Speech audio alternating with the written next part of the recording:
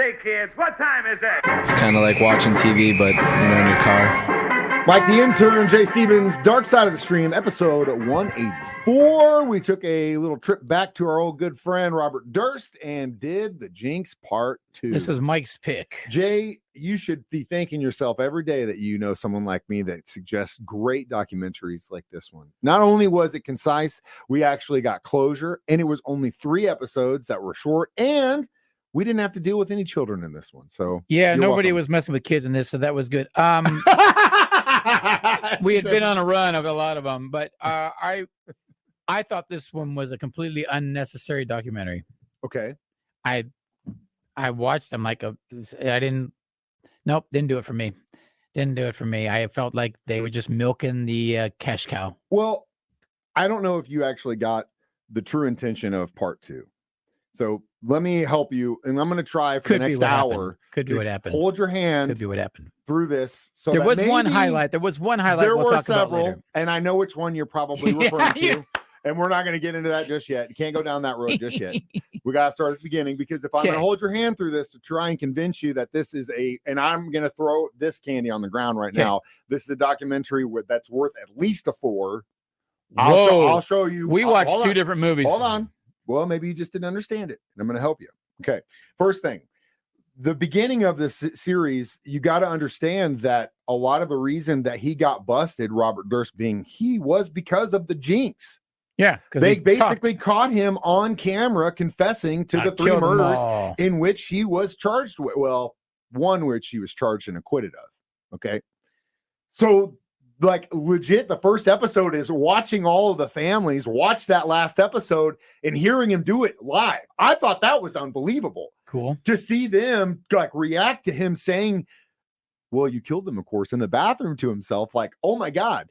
Now, again, as the justice system works, that even though it is a confession, still hearsay, right? Still could not prove in court, right? Just based on that one little snippet of audio of him saying it, that this guy did this, right?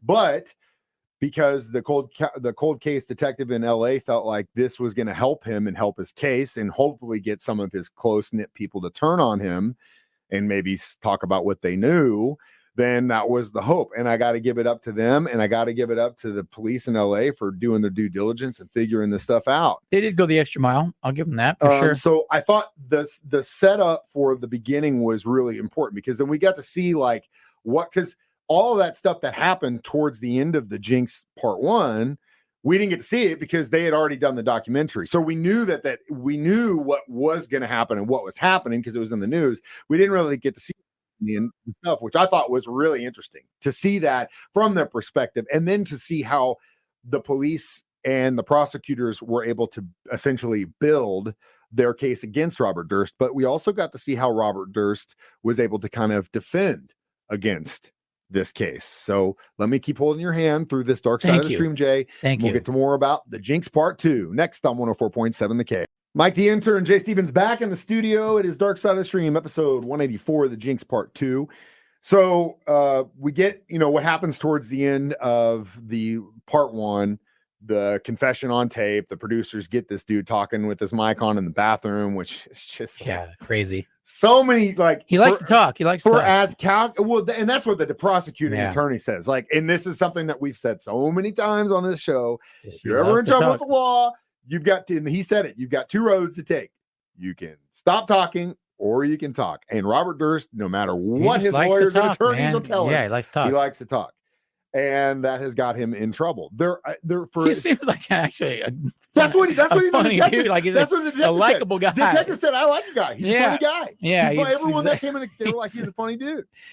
But at the same time, he did something years and years and years ago, which he has been continuously trying to cover up, which was the disappearance of his first wife, which they still have never charged him or charged him with, and we'll get to that in a little bit.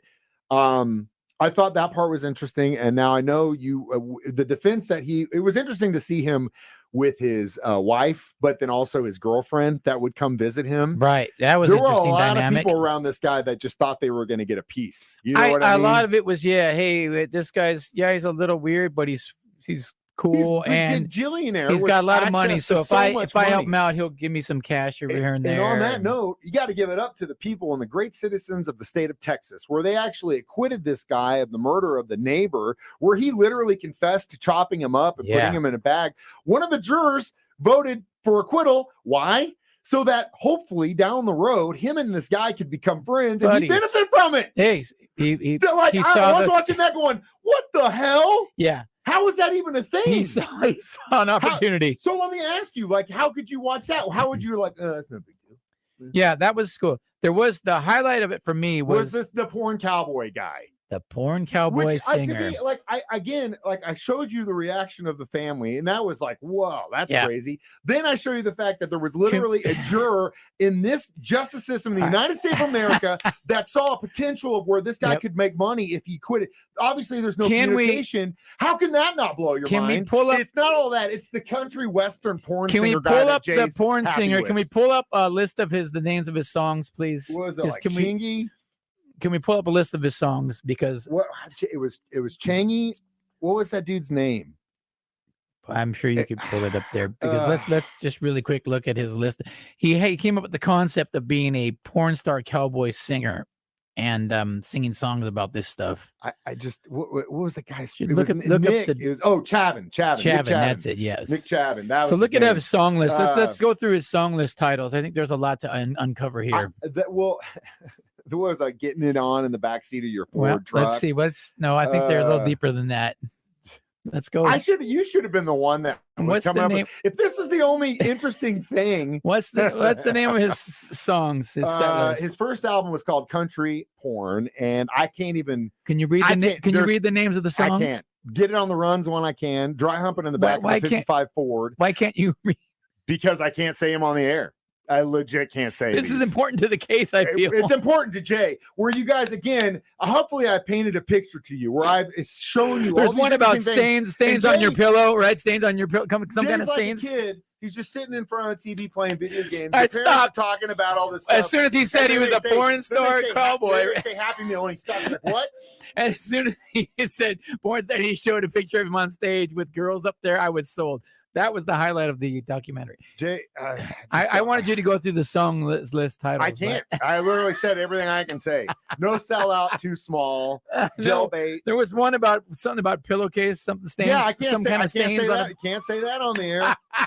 But again, that was one of Robert Durst's best friends. He's the one who sold him out, and we'll talk more about that next Dark Side of the Stream on 104.7. Mike, the intern, Jay Stevens, back in the studio discussing the Jinx Part 2. So, oh man, inevitably, the prosecutors started working on some of Robert Durst's friends, his business partner. He straight out the gate was like, "I'm not helping you." Not right? Yeah, he was real cut and dry. Nope. They started working on the old country western singer, and at first he's like, "I'm not," no. But then they started working on his wife, who then who the boss in that relationship is, because she went back to him and said, "You are going to help the cops. I hated that guy, and you're going to help him because I know you're lying. You're going to help him." So inevitably, he changed his tune. He went and sat in court and said, "Yeah, we went to dinner after the fact, and he told me that he killed our best friend, who was the writer." Yeah, that was interesting. He said he was torn because he's like, they're both my best friends, and one of your best friends kills your other best friend. You're in a weird conundrum.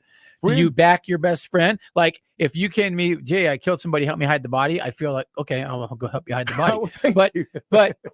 but if you, Jay, I killed somebody that works with us, hide the body. I'm like, okay, I'll help you hide the body. But I'm like, dude, but you also killed our homie. Why would you kill Snap? I'm in a conundrum. Yeah. Well, I'm not Snap. You're okay. We're not going to come out after you. But like, I just the mentality. Like, I get Susan's mentality, and I think the producers did a really good job of explaining about how she was the daughter of a very big tycoon in Las Vegas who had a lot of mob ties. She saw what her dad did for these guys, and how loyalty supersedes everything. No snitching. Loyalty first, honor and loyalty first.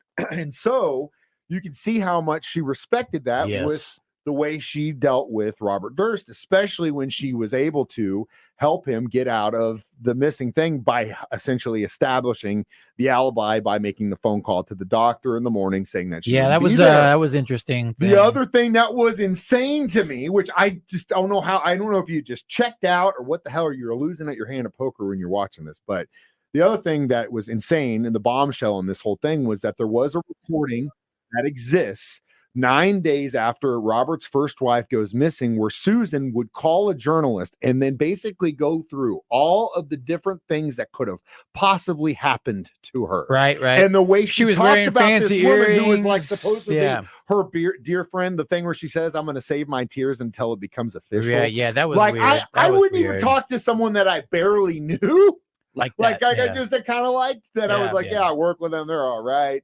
You know, I wouldn't say that about them, let alone my best friend's wife. The other one that was weird was that younger girl who he was like, sleeping with for a while, whatever.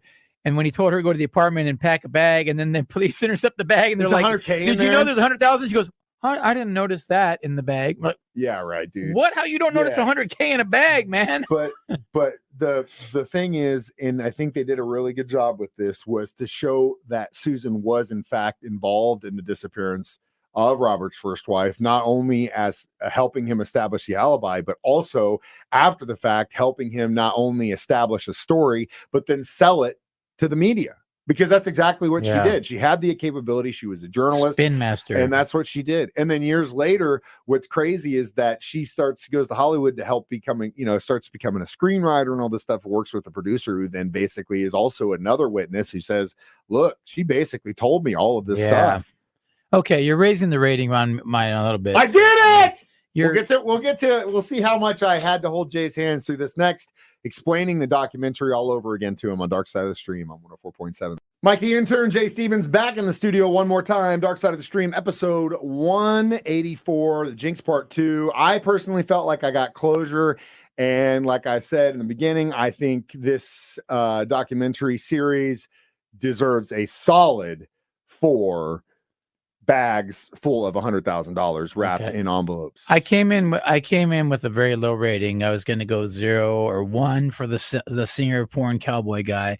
But I think you've made me go through it a little bit more in my head. And what you actually heard and saw in relation to where we went with the first one. I do feel there was nothing too crazy in this, but I'll go 3.